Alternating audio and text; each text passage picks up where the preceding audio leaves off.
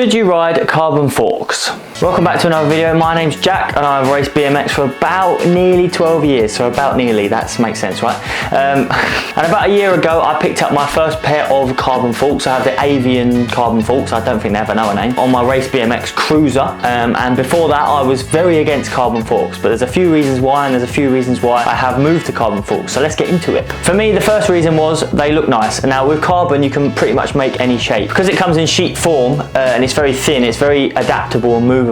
You can literally make any shape. If you look at any carbon forks or frames, they can make any shape. Compared to any alloy where it's sort of a pretty bog standard tube sort of finish with a little bit of adjustment in there for a little bit of style. So the main reason was because they look better.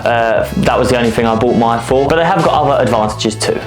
So compared to alloy or any aluminium, steel, whatever, they are lighter. They will stay strong. So with alloys, the more you ride them, the more they'll sort of hard wear. So they're the more they'll sort of flex, and they got a little bit of movement the more you ride them. With carbon, it stays as stiff as that for as long as you have them, as long as you don't get any sort of chips or cracks or dents or anything in them. So that leads on to the next point, where they take a lot more maintenance time out of your life, because you have to check them a lot. You have to be quite paranoid about them, which I am.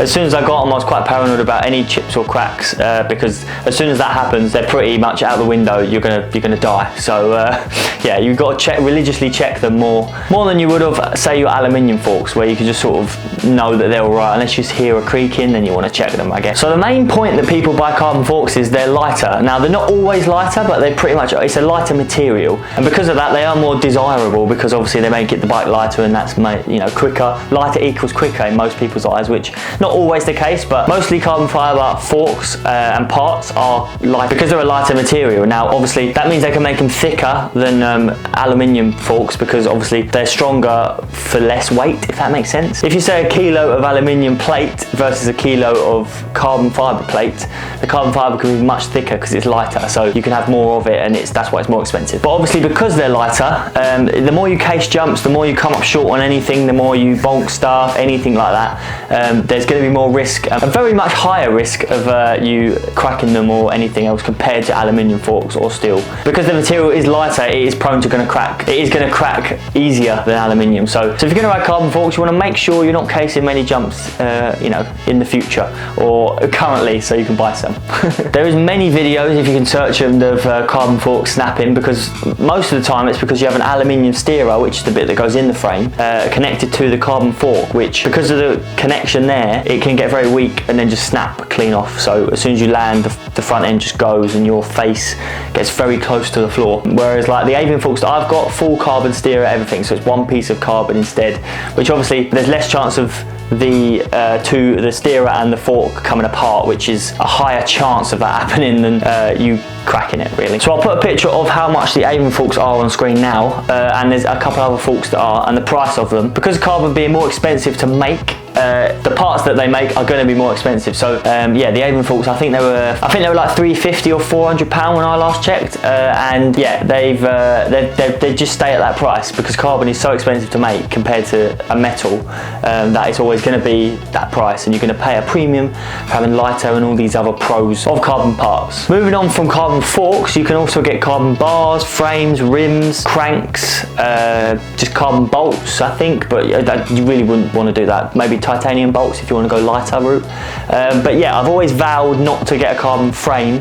I mean, they look so nice, and that was the only reason I would get one, because they just look beautiful. As I said earlier, you can make sort of any shape from carbon because it's thinner and how it's made, and it's like overlapped.